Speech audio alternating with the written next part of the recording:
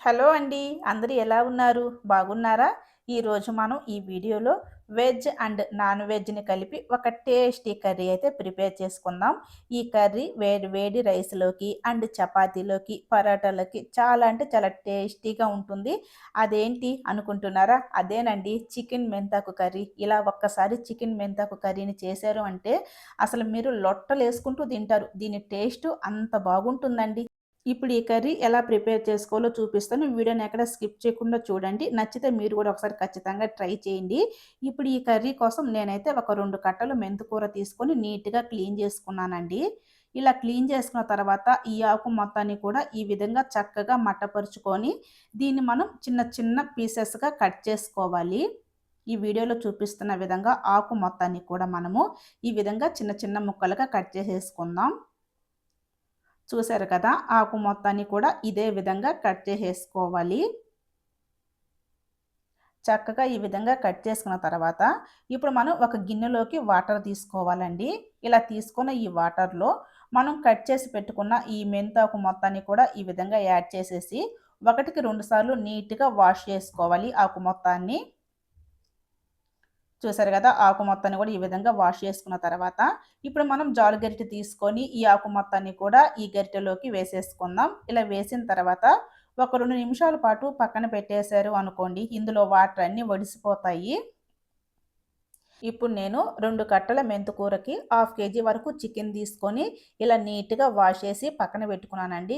ఆకు కొంచెం ఎక్కువ తీసుకున్నారనుకోండి కర్రీ కొంచెం చేదుగా అనిపిస్తుంది. అందుకని మీరు 2 కట్టల ఆకుకూరకి హాఫ్ కేజీ వరకు చికెన్ తీసుకోండి. ఇప్పుడు ముందుగా స్టవ్ వెలిగించి కడాయి పెట్టుకొని ఇందులో 3 టేబుల్ స్పూన్ల వరకు ఆయిల్ వేసుకోవాలి. ఆయిల్ హీటెక్కిన తర్వాత ఇందులో 2 లేదా 3 ఆనియన్స్‌ని సన్నగా కట్ చేసి వేసుకొని ఈ ఆనియన్స్ బ్రౌన్ కలర్ వచ్చేంత వరకు మనం ఫ్రై చేసుకోవాలండి. చూసారు కదా! ఆనియన్స్ మనకు ఈ విధంగా బ్రౌన్ కలర్‌కి వచ్చిన తర్వాత ఇప్పుడు ఇందులోకి 1 ½ టేబుల్ స్పూను అల్లం వెల్లుల్లి పేస్ట్‌ని యాడ్ చేసుకోవాలి.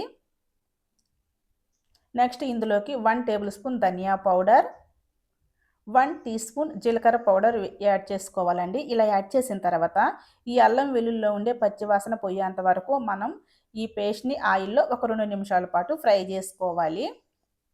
చూసారు కదా! అల్లం వెల్లుల్లి పేస్ట్ చక్కగా మగ్గిపోయి ఇందులోంచి మనకు మంచి స్మెల్ వస్తుంది కదా! ఇప్పుడు ఇందులోకి మనం వాష్ చేసి పక్కన పెట్టుకున్న చికెన్‌ని యాడ్ చేసేసుకోవాలి. ఇలా చికెన్ మొత్తాన్ని కూడా యాడ్ చేసేసుకోవాలండి. ఇలా యాడ్ చేసిన తర్వాత ఇప్పుడు ఇందులోకి ఒక 2 టమాటాలని సన్నగా కట్ చేసి వేసుకోవాలి. ఇలా వేసిన తర్వాత నెక్స్ట్ ఇందులోకి 1 టేబుల్ స్పూన్ సాల్టు, చిటికెడు పసుపు వేసుకోవాలండి. ఇలా వేసిన తర్వాత ఈ మొత్తాన్ని కూడా ఒకసారి మనము ఈ విధంగా కలిపేసుకుందాం.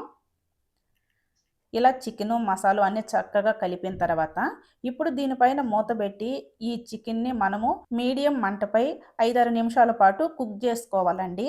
మధ్య మధ్యలో మూత తీసి కలుపుతూ ఉండాలి. లేకపోతే అడుగనేది మాడిపోతుంది.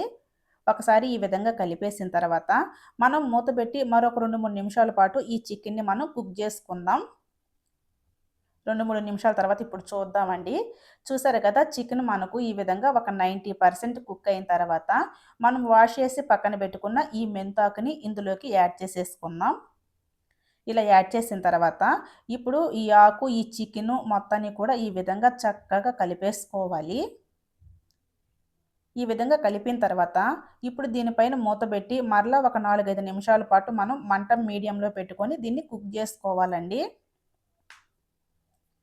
ఇప్పుడు చూద్దాం. చూసారు కదా! మనకు ఈ ఆకు కూడా ఎంత చక్కగా ఉడికిపోయిందో. ఇప్పుడు ఇందులోకి మనము రెడ్ చిల్లీ పౌడర్‌ని యాడ్ చేసుకోవాలి. నేనైతే 2 టేబుల్ స్పూన్లు రెడ్ చిల్లీ పౌడర్‌ని యాడ్ చేస్తున్నాను. మీరు మీ స్పైసీనెస్‌కి తగ్గట్టు రెడ్ చిల్లీ పౌడర్‌ని యాడ్ చేసుకోండి. ఈ కర్రీలో కొంచెం గ్రేవీ కావాలి గదా! అందుకని చెప్పి నేను ఒక హాఫ్ గ్లాస్ వాటర్‌నైతే యాడ్ చేసుకుంటున్నాను. మీరు గ్రేవీ వద్దనుకుంటే ఇలానే ఉంచేసుకోండి. ఇలా వాటర్‌ని యాడ్ చేసిన తర్వాత మరొకసారి ఈ మొత్తాన్ని ఒకసారి కలిపేసి టేస్ట్ అయితే చూసేసుకొని దీనిపైన మూత పెట్టి కర్రీ దగ్గరకొచ్చేంత వరకు కుక్ చేసుకోండి. ఇప్పుడు చూద్దాం. చూసారు కదా! కర్రీ ఈ విధంగా దగ్గరికొచ్చిన తర్వాత ఇందులో half teaspoon chicken masala పౌడర్‌ని యాడ్ చేసుకుందాం.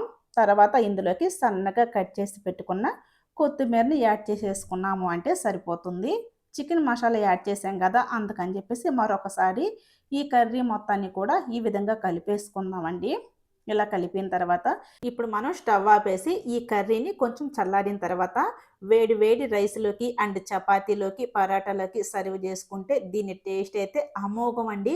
చూసారు కదా మెంతాకు చికెన్ కర్రీ ఎలా ప్రిపేర్ చేసుకోవాలో మీరు ఒకసారి ఖచ్చితంగా ట్రై చేయండి. ట్రై చేసి ఎలా వచ్చింది అనేది కూడా కామెంట్ చేయండి. అంతేకాకుండా మీరు కనుక ఫస్ట్ టైం ఈ వీడియో చూసినట్లయితే ఒక లైక్ ఇచ్చేసి ఛానల్ కూడా సబ్స్క్రైబ్ చేసుకోండి. Thank you.